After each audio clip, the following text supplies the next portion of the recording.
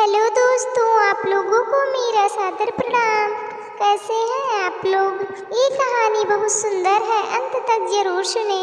वृंदावन में बिहारी जी की अनन्य भक्त थी, नाम था कांताबाई। बिहारी जी को अपना लाला कहा करती थी, उन्हें लाड दुलार से रखा करती और दिन रात उनकी सेवा में लीन रहती थी। क्या मजाल कि उनके लल्ला को जरा भी तकलीफ हो जाए। एक दिन की बात है, कांताबाई अपने लल्ला को विश्राम करवाकर खुद भी तनिक देर विश्राम करने लगी। तभी उसे जोर से हिचकियां आने लगी और वो इतनी बेचैन हो गई कि उसे कुछ भी नहीं सूझ रहा था। तभी कांताबाई की पुत्री उसके घर पे आई, जिसका विवाह पास ही के गांव में किया हुआ था। तब कांताबाई की हिचकियां रुक गई, अच्छा महसूस करने लग गई। तो उसने अपनी पुत्री को सारा वृत्तांत सुनाया कि कैसे वो हिचकियों में बेचैन हो गई। तब पुत्री ने कहा कि माँ, मैं तुम्हें सच्चे मन से याद कर रही थी, उसी के कारण तुम्हें हिचकियाँ आ रही थी।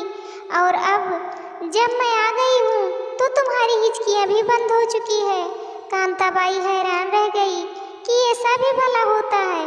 तब पुत्री ने कहा, हाँ माँ, ऐसा ही होता है। जब भी हम किसी अपने को मन से याद करते हैं तो हमारे अपने को हिचकियाँ आने लगती है। तब कांताबाई ने सोचा कि मैं तो अपने ठाकुर जी को हर पल याद करती रहती हूँ, यानी मेरे लल्ला को भी हिचकियाँ आती होगी। हाय मेरा छोटा सा लल्ला, हिचकियों में कितना बेचैन हो जाता होगा। नहीं, ऐसा नहीं होगा।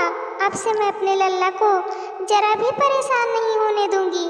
और उसी दिन से कांताबाई ने ठाकुर जी को याद करना छोड़ दिया। अपने लल्ला को भी अपनी पुत्री को ही दे दिया सेवा करने के लिए। लेकिन कांताबाई ने एक पल के लिए भी अपने लल्ला को याद नहीं किया। और ऐसा करते करते हफ्ते बीत गए। और फिर एक दिन जब कांताबाई सो रही थी तो साक्षात बाके बिहारी जी कांताबाई के सपने में आते हैं और कांताबाई के पैर पकड़कर खुशी के आंसू रोने लगते हैं।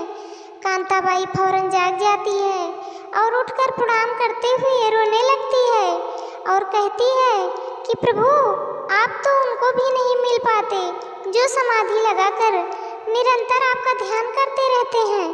फिर मैं पापिन, जिसने आपको याद भी करना छोड़ दिया है, आप उसे दर्शन देने कैसे आ गए?